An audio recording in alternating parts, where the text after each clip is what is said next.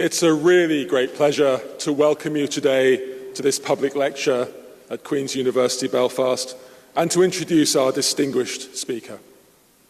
Queen's is committed to hosting major public events featuring leading political figures and providing a unique opportunity for open debate and discussion on political issues. Today's lecture reflects that commitment, and it's a particular pleasure for me personally to welcome and introduce our speaker. The Right Honourable Jeremy Corbyn, leader of the Labour Party since September 2015, has been MP for Islington North since 1983. In a long and influential career of political commitment and leadership, Mr Corbyn's roles have included trade union activism, anti-apartheid work, involvement in the campaign for nuclear disarmament, leadership of the Stop the War coalition which he chaired between 2011 and 2015, and now, building on his lengthy career in the Labour Party, his role as leader of the opposition. In the 2017 UK general election, under Mr Corbyn's leadership, the Labour Party made its first gain in seats since 1997 and its largest increase in vote share since 1945.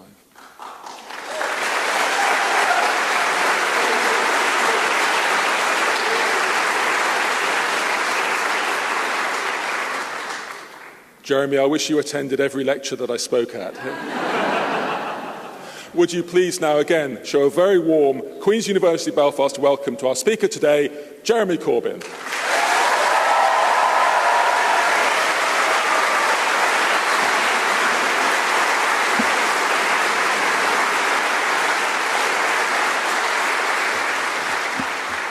Thank you, Richard, and thank you very much for inviting me here today. It's absolutely wonderful to be here in Belfast. I'm joined by our Northern Ireland team on the front row over here. Tony Antonazzi, Keir Starmer, who's an interloper from the Brexit team, but helping out, Tony Lloyd and Steve Pound. And I'm very pleased they're here with me. And just to say thank you to them for the incredible work they do here in Northern Ireland, but also in Parliament, speaking up for the needs of the people of Northern Ireland. Thank you very much for everything you do.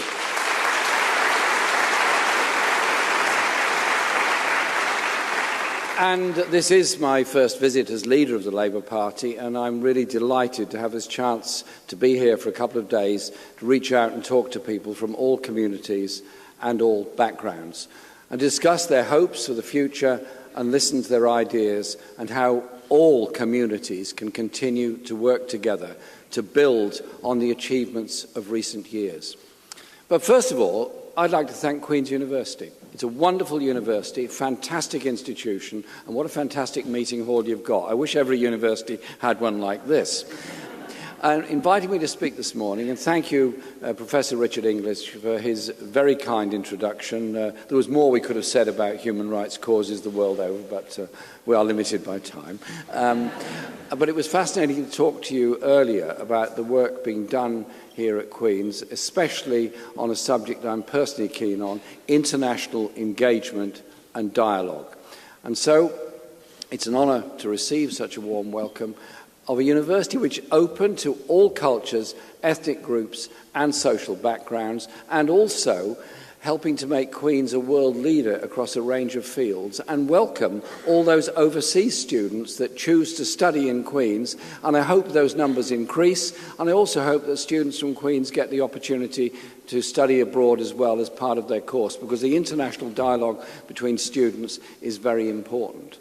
For many people, this university has been and continues to be a cradle of free speech and a champion of civil rights. And I thank Queen's, not just for today, but all the other days that Queen's has done so much to enhance dialogue and understanding, both in Northern Ireland and around the world. Thank you to Queen's University for that.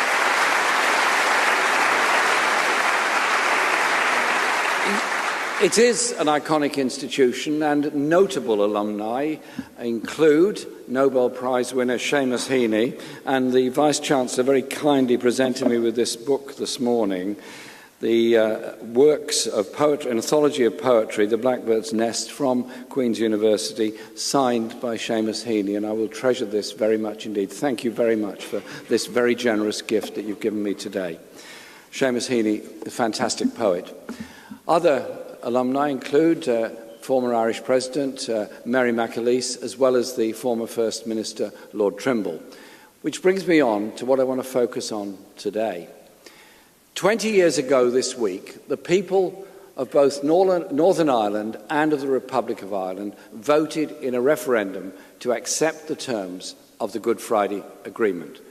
That vote changed the course of history on this island and represented the clearing of the final hurdle of a long and difficult process that opened the door to 2 decades of sustained peace. Today, I want to look back on those 20 years, look back at the sacrifice and courage shown at all levels of society that paved the way for something that had once seemed utterly impossible. That was the spirit of the Good Friday Agreement. We need that spirit again. Stormont and Westminster parties, the British and Irish governments, business and unions, if we want to secure 20 more years of peace and greater prosperity for the many, not the few, all across this island. It's wonderful. It's wonderful to be able to say that many young people across Northern Ireland, the Republic of Ireland and Great Britain, do not remember a time when the bloody hand of conflict held a grip on our respective lands. Communities from Derry to Omagh to Warrington were affected by the plague of violence for a generation, leaving deep and long-lasting scars for all those who lived through those troubled times. All too often in that period, the willingness to use force and reach for weapons instead of dialogue and diplomacy inflicted unnecessary suffering on innocent people. So, we rightly celebrate the anniversary of the end of those years of violence. It's important we remember the effort and determination it took on all sides to get where we are today. I stand here as leader of the British Labour Party, a party that is proud of the part it played in helping to bring peace and stability to Northern Ireland, something many believed could never be achieved. The transformation we've seen in Belfast alone since 1998 is remarkable.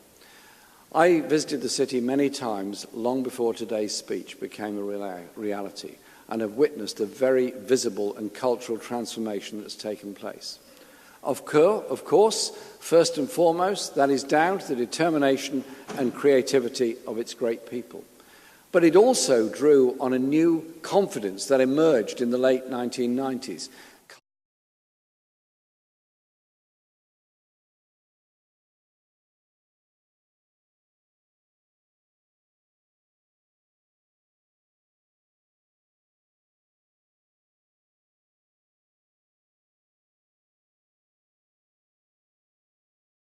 So what is it about the Good Friday Agreement that has so far proven to be so durable?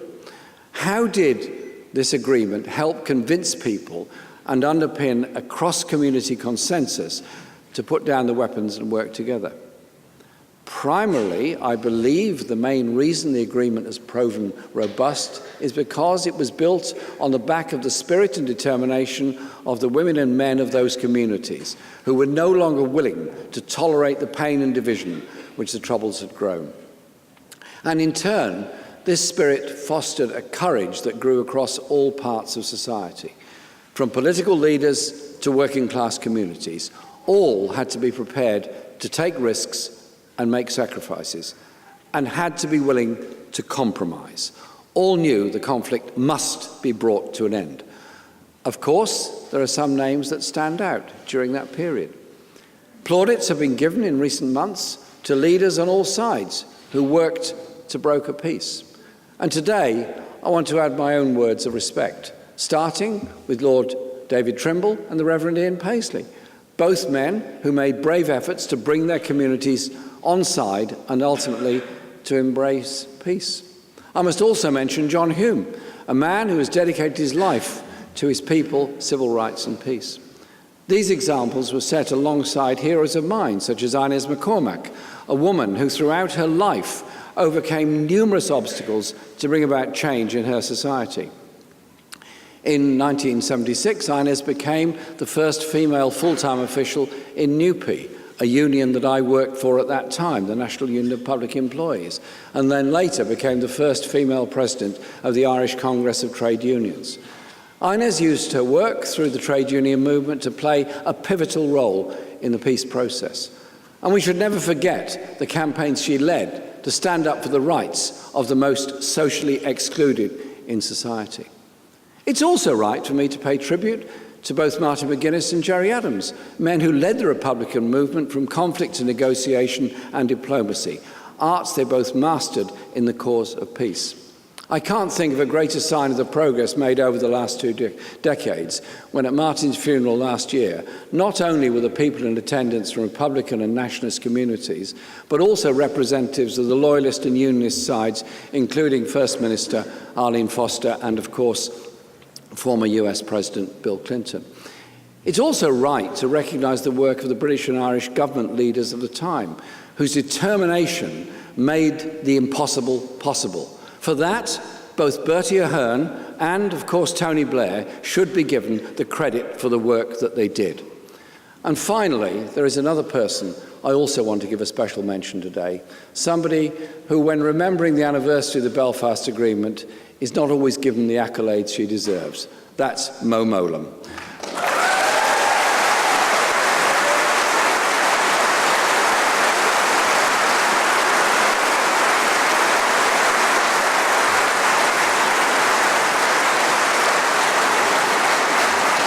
I obviously knew Mo well as a colleague in Parliament and that wonderful, warm person that she was, and the hugging and the embraces last forever from Mo, and there were many of them.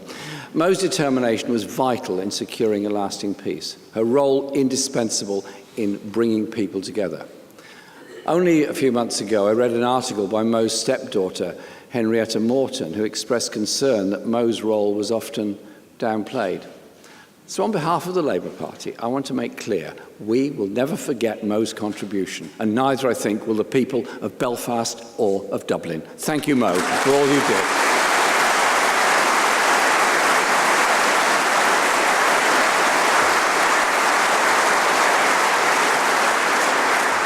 Of course, there are many others we should thank who, like those I've mentioned, all had one thing in common. They're willing to talk, to negotiate, to respect their opponents, and to walk in the other person's shoes. Many of you will know that since 1983, I've represented a London constituency with a very large Irish community, which led me to take a keen interest in the politics of Northern Ireland and of Ireland. I worked with colleagues in Parliament, including the SDLP, and met people from across the spectrum, campaigning for peace and justice in Northern Ireland. In 1993, Ian Paisley was expelled from the House of Commons for telling the truth, that the then Northern Ireland Secretary had told a falsehood. Now, of course, all MPs are honourable. It's in the rules. So they're, by definition, honourable. And you cannot accuse another MP of lying or telling an untruth or a falsehood. So the Speaker named Ian Paisley and expelled him from the House. Now, normally, when an MP is expelled, there is a vote to endorse the expulsion, endorse the decision of the Speaker. The Reverend Paisley voted against his own expulsion, which was logical, I suppose, and I joined him in the lobby to also vote against his expulsion. And I remember the scene as I walked through the lobby. He looked me up and down with a sharp glare before saying in that unforgettable gravelly voice, "What are you doing here?" You see, I've always believed to bring about real change and end conflict, to bring communities together, you have to talk to people with whom you may not always agree. Talking to the other side does help to bring about peace. In 1998, we were fortunate to have leaders who were prepared to put that principle into practice. Of course, the Good Friday Agreement was not just about that one day. I think we all knew that at the time, that the hardest part wouldn't be reaching an agreement, but instead it would be how we would implement that agreement, sustain it, and create a peace that would truly last. For that to happen, it was essential we recognise the traditions and the history of each community, and recognised and respected the identity of people on either side of what had become the divide. This was, and still is, important for strong and healthy long-term relationships here, across communities and across borders, indeed a lesson the world over. Perhaps where the agreement was at its boldest was its radical reform of Northern Ireland's political and institutional structures, as well as creating a framework for North-South relations and the relationship between Britain and the Republic of Ireland that gave all parties a basis to find a route out of a generation of conflict together. For all the current problems and deadlock, there can be no doubt that devolution and power sharing have given every community a voice and helped maintain that peace process. Of course, there are still plenty of disagreements, passionate debates, and high emotions, but the Good Friday Agreement has allowed those conflicts to be played out in a democratic structure, underpinned by rights for all, rather than through violence. The agreement was also crucial in giving a commitment to, and I quote, the mutual respect, civil rights, and the religious liberties of everyone in the community. That sounds like something which today we might absolutely take for granted. But let us not forget, many communities before and during the Troubles were denied those basic human rights, and conflict inevitably dehumanises each side in the eyes of the other. Conflicts all over the world have the same experience.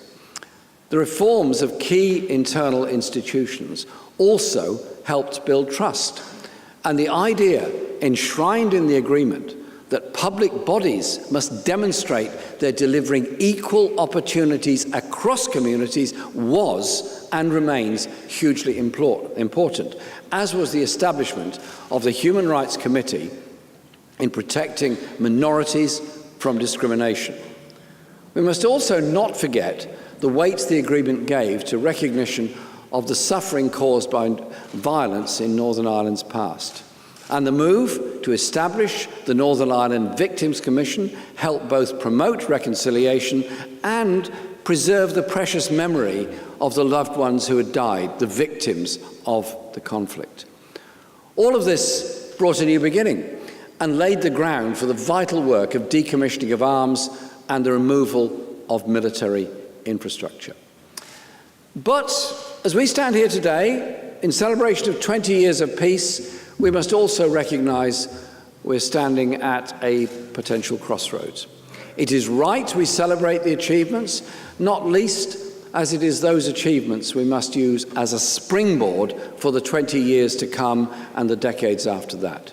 We must neither be complacent nor reckless. So I want to send this message to the people. Labour is as committed to the Good Friday Agreement as we have ever been. It has served us well for 20 years. With commitment and determination, will provide us with a framework for the next 20.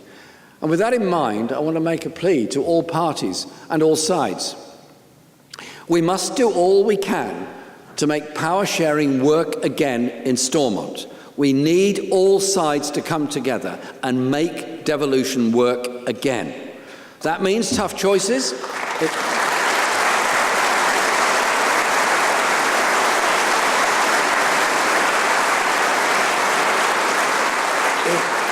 It means tough choices, it means compromise and give and take. But we owe it to the people of these islands not to allow political disagreements to open the way for any return to the grim days of the past. Look at what Stormont has achieved.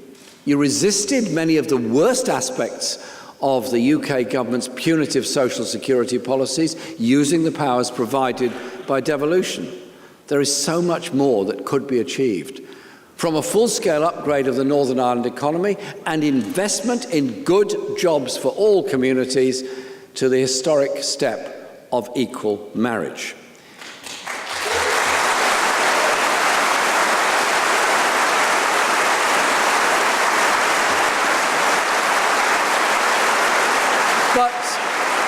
It's not just the political parties here that need to renew their efforts.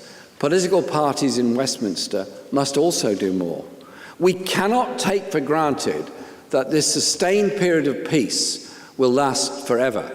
It takes effort to keep things moving. Stormont must be an example throughout the world of how dialogue, negotiation and diplomacy can defeat conflict. Now let's show we can continue to build on that peace through democracy. So if the current stalemate in Stormont cannot be sorted out in Belfast, I call on the UK government to reconvene the British-Irish Intergovernmental Conference. We must step up to find a creative solution in the spirit of the Good Friday Agreement that avoids a return to direct Westminster rule and lays the ground for further progress for all communities.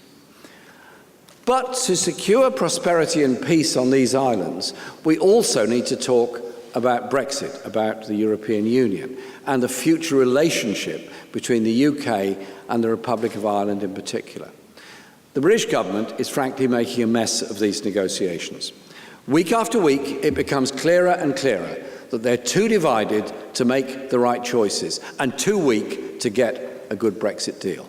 They're negotiating with themselves, not with the European Union.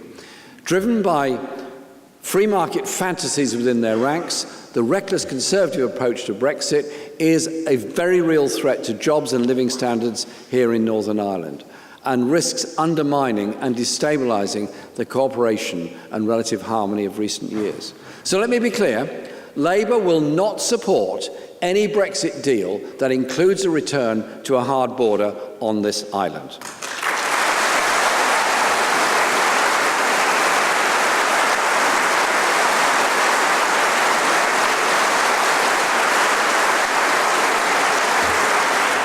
We are also clear there must be no effective border created in the Irish Sea either.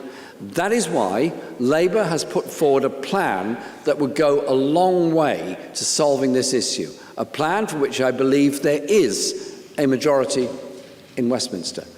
By negotiating a new and comprehensive customs union with the EU, which includes a British say in future trade deals, we can ensure trade on this island stays frictionless and free-flowing and prevents communities being divided.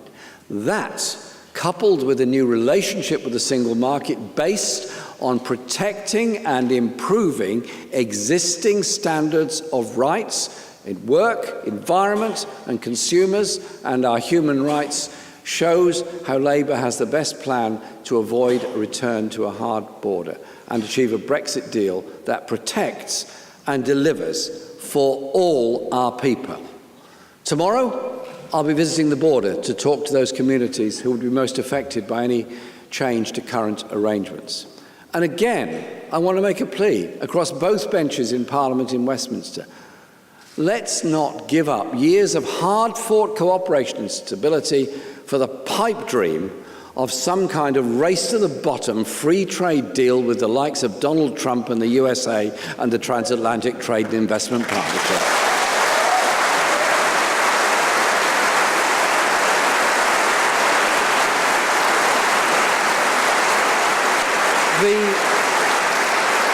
The Conservative government talks about how technology could avoid a hard border under their plans and how new systems can provide checks and collect tariffs.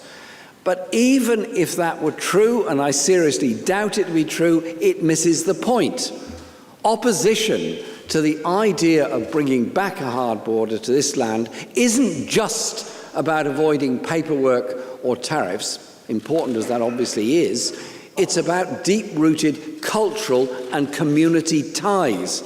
An open border is a symbol of peace.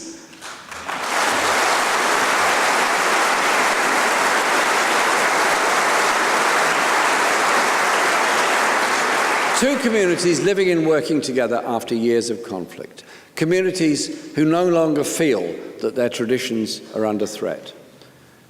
Theresa May has a hard decision to make. People here need clarity. If she can't face down the reckless ideologues in her own party, Labour will give Parliament the opportunity to do it instead. We will protect peace and prosperity by preventing the return of a hard border on this island. Peace can and must be extended through real social and economic advances for all communities. With the state at regional and national level prepared to act to bring about a full-scale upgrade of the economy. While many economic decisions for Northern Ireland are rightly decided in Stormont, a Labour government in Westminster would make sure that Northern Ireland has more money to invest in its people and its public services. We'll make sure the people of Northern Ireland do not miss out. We're committed to supporting manufacturing in Northern Ireland, and Labour's recent pledge to reverse the decision to put the £1 billion contract to build the Royal Fleet auxiliary ships out to international tender will keep jobs and prosperity in Britain's shipyards and could be of benefit in Belfast also. Don't listen to anyone who says we can't build things anymore. Shipbuilding is no lame duck and can have a high-tech, high-skilled and exciting future right here in Northern Ireland. And as we leave the EU, it's essential we not only make sure our manufacturers have access to markets and on-time supply chains, we also need to make sure the communities of Northern Ireland continue to have access to vital funding for energy, research, agriculture, cultural projects and environmental sustainability. Much of the work that's done in this university and others will benefit the entire population of Northern Ireland. Leaving the EU should not be used as an excuse to reduce investment and opportunity. On the contrary, we must use powers returned from Brussels to intervene, upgrade and reshape our economy for the 21st century to deliver real social and economic advances for all our communities. So in conclusion, we all have a lot of work to do. I'm proud to be here in Belfast as leader of the Labour Party, a party with a strong record in helping to deliver peace and greater prosperity. I hope to use this visit to talk to people from different communities and to listen to their concerns and hopes for the future. We're here to celebrate 20 years of peace, 20 years as an example to the rest of the world of how communities can turn conflict into cooperation. And so many conflicts around the world have benefited from the experience in Northern Ireland, to Colombia, to South Africa, to the Middle East. There are many people looking to see if it can work in the long term. Let's work together in the spirit of friendship, cooperation and hope for another 20 years and beyond. As Seamus Heaney once wrote, history says, don't hope on this side of the grave. But then, once in a lifetime, the longed-for tidal wave of justice can rise up, and hope and history rhyme. Let the history of the last 20 years and our hopes for the future guide us as we make the history of years to come. Thank you very much.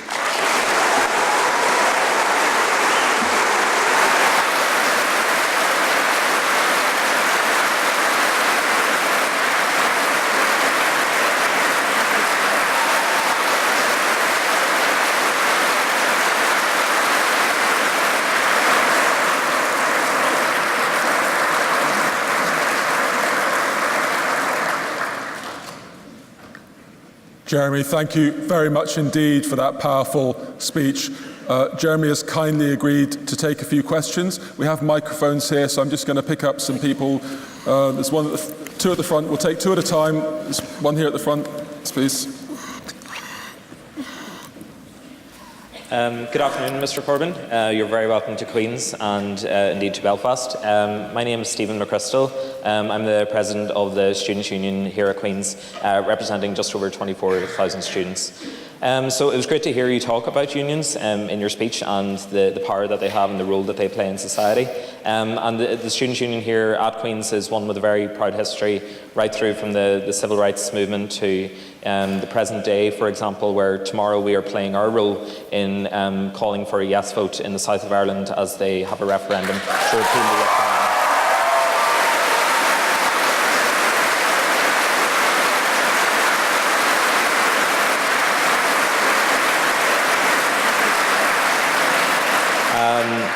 But this year, I think it's fair to say, this year for the Students' Union and for our 24,000 students, it has been a bit of a challenge in terms of lobbying politicians for the political change and the social change that we want to see and fighting for that social justice. Issues like LGBT plus issues, equal marriage, which you mentioned, and I'm delighted that one of your MPs, Conor McGinn from South Armagh, has sponsored that private member's bill to introduce equal marriage, which unfortunately has been blocked at the minute. But so LGBT plus issues, access to reproductive health care, and of course Brexit. So my question to you, it was great to hear about the hopeful message that you have for the future here, but in terms of the message to political parties, where do you see students coming into that conversation? What role do you see students and Students' Union having, and how can they shape the political conversation to build a future for a better Northern Ireland for everyone?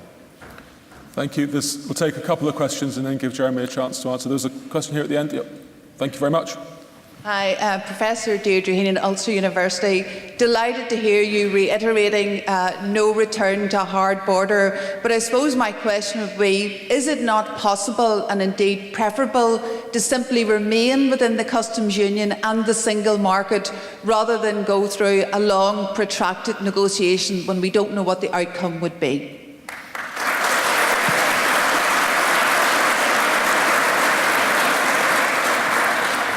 Jeremy, do you want to? Yeah, thanks for the questions, and thank you, Stephen, for yours, and well done on your work as president of the Students' Union and the campaigning work you do. Congratulations! It was great to meet you earlier on, and you're quite right about the work done on civil rights in this university.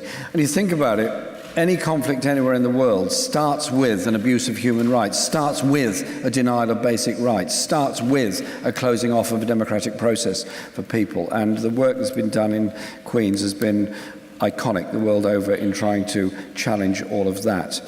And Conor McGinn's bill is one that we strongly support. I'm not quite sure I can give you too much optimism about the chances of getting through in its current form in Parliament because of the status of the bill itself. But the principle behind it is one that we absolutely support and do support his campaign to bring it about. A similar bill is being introduced in the Lords as well. As to students' influence, I think the election of last year showed not so much that young people and students weren't interested in politics, but that for a very long time politics hadn't been interested in young people or students and simply ignored them. Hence, we've had a process all over Britain of increasing university fees, less funding to support individual students into further and higher education, and we put forward a proposal to completely change that in our manifesto for the many, not the few, which was that we would end fees at universities and colleges, and we'd give real parity of esteem to those undertaking vocational qualifications as much as academic qualifications. Look, societies need lawyers, they need engineers, they also need electricians, electronics engineers, and plumbers and carpenters. You can't work without all of those skill sets, and we need to invest in all of them. How can you influence politics? By what you're doing. By what you're doing by speaking up, what you're doing demanding support and rights for students, and the contribution you're making to political debate as a whole. So that the message has to be, we want the re-establishment of the political agreement installment so that an administration can be re-established. It's simply not credible to go on for months and months and months with impasse and nothing happened, and civil servants left to make a decision which is then challenged by the High Court. I don't want to bring back direct rule from Westminster. I've been there, seen that, done that, don't want it. I want the power to be here. Therefore, the parties have got to get together and come to an agreement on it, and I urge them to do so. And if necessary, obviously, as I've said, the Intergovernmental Conference could come back. And so I urge young people to be involved in politics, but also never be afraid to say the unsayable and never be afraid to campaign on any issue of injustice that you find. Our human rights legislation never came from above. It came from activism on the streets. It came from brave human rights defenders. It came from brave lawyers, not just in this country, but in many parts of the world. And I was just reading the UN report on human rights in Britain. Some of it is uncomfortable reading. That's a good thing. Uncomfortable reading for politicians from a human rights organisation is a good thing, as long as they act in response to it. On the question about the EU and the single market and customs union, the whole point is that we recognise the result of the referendum, and we have to continue a huge level of trade with Europe. Inevitably, that is the whole British economy is based on that, or largely based on that. And therefore, what we've suggested is not remaining in something we couldn't remain in anyway because we wouldn't be members of the European Union, but having a trading relationship which gives us that tariff-free trade with Europe and a customs union which gives us a say in what is happening. And we've put this forward. We believe it to be achievable and credible, and we're doing it not in a spirit of threatening the EU in the way that many Conservative Party MPs and backbenchers do, which is, and indeed the government does from time to time, of saying they will undertake other trade arrangements in other parts of the world deliberately to undermine the EU. We would protect product standards, we'd protect environmental standards, we would protect labour rights, and we would protect workers' rights and consumers' rights in general.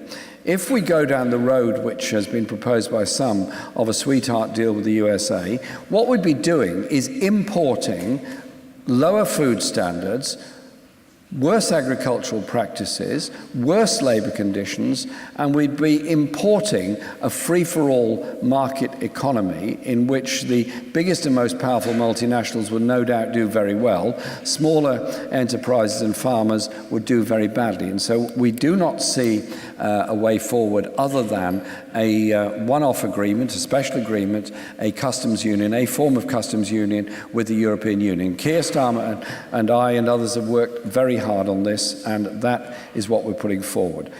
We have to accept the result of the referendum, but at the same time we have to make sure we have this close relationship with Europe.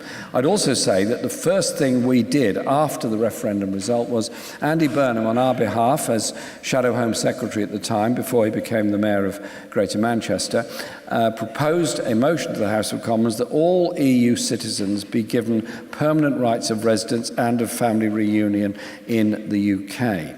We will stick to that, and we will legislate for that from day one. Almost 2 years since the referendum, it still hasn't happened under this Tory government. We would do it straight away because those EU nationals have made a massive contribution to our society in health, in education, in so many other ways. They should not be put through the stress and strain and trauma they've been put through since the referendum. I feel for them, and we will help them out.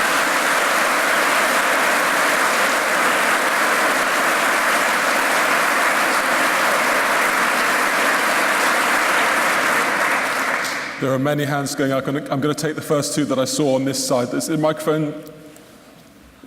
Thank you. There's one here. Can the microphone come across? There's one there. Thank you. And then one on the front row. Who's it going to? Thank you. You're very welcome to Belfast, Jeremy. It's great to see you here, and you've brought the good weather with you as well, I think so. I aim to please. I'm tempted to ask you, have you read the Good Friday Agreement?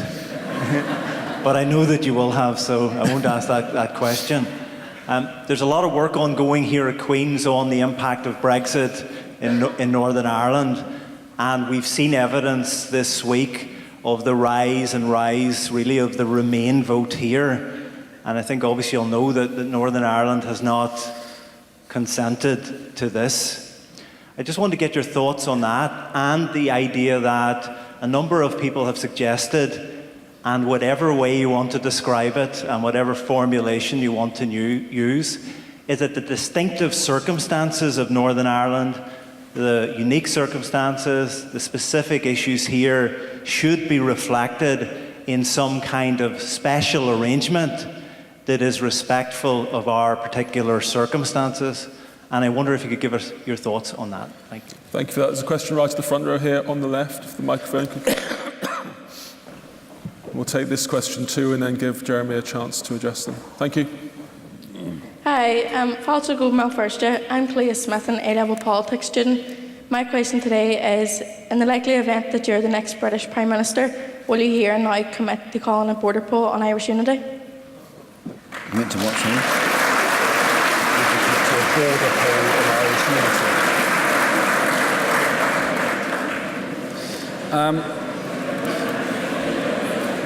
Thanks for your question. Have you got A-level exams later today? Is this going to be the answer you put in your exam question? Can we wish you well with your exam today? I hope it goes well for you. I'll come back to you. On the first question, the point I'm making is that we don't want there to be a hard border between the north and the south. That's clear. If a special arrangement is made that creates some special trading relationship between the Republic and Northern Ireland, then quite clearly you have to have a border somewhere. Do you then have a border between Ireland, between the Republic of Ireland and the rest of the UK, or do you have a special border between Northern Ireland and the rest of the UK? Our point is there has to be a customs arrangement with the EU which prevents there being a hard border in Ireland. That means, therefore, there isn't a hard border on trade anywhere with the EU. That has to be clear. It's quite interesting that when Keir and I went to meet Michel Barnier quite a while ago, we had many meetings with him, the first meeting with him, the first subject he raised was the Northern Ireland border. They are very, very well aware of the consequences for the history of this island of not reaching an agreement which prevents a hard border reopening. So the road we're going down is one of a customs union with the European Union and access to the EU single market. And where powers are returned to the UK from Brussels, which many will be, then those powers should then be devolved to the administrations concerned. So Wales, Scotland, Northern Ireland, English regions would get those powers. We do not see this as an opportunity for a centralisation of any kind of powers or support mechanisms to Whitehall at the expense of other parts of the UK.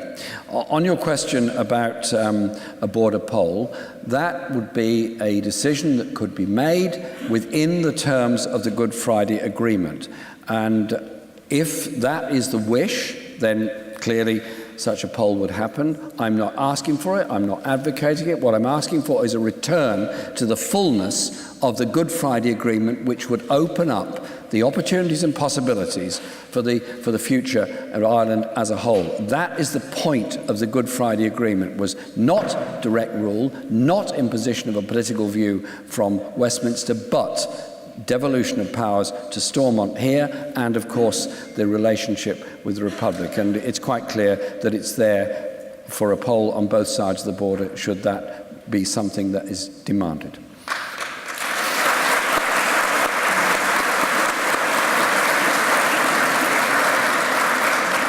Jeremy, you can tell there are hands all over the hall, and we just have to have you back many times to ask you more questions. Listen, I'd be very, very happy to come back again any time, and I'd like to come back and have further discussions with you, particularly about your work on human rights and peace building, which you've done such great work on, and it's been such a model for so many people. I'd love to come back if you'll have me back. We'll definitely have you back. Can I ask one question which picks up on something you said in your speech, which was about the very powerful point about the importance of dialogue, of talking to people in conflict, and the exemplary role that Northern Ireland has had with its peace process.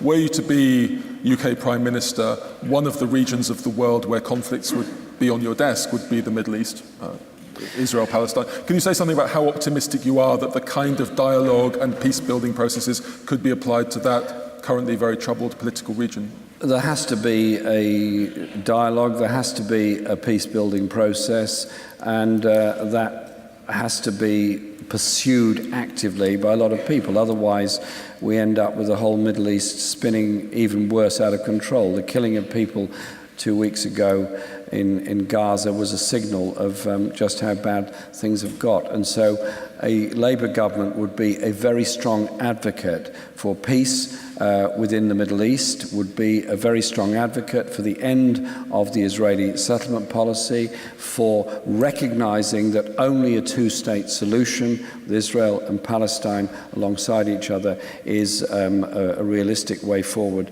for the future, and providing economic hope for people, particularly people in Gaza. That sense of hopelessness of young people in Gaza and in the West Bank when they cannot pursue their economic dreams or any other kind of dreams because of the difficulties of travel and of work and developing the economy are a very, very serious part of it. And so we would be a strong advocate for it and would as a policy, oppose the settlement policy and oppose the effectively the blockade of Gaza, which creates a very dangerous atmosphere.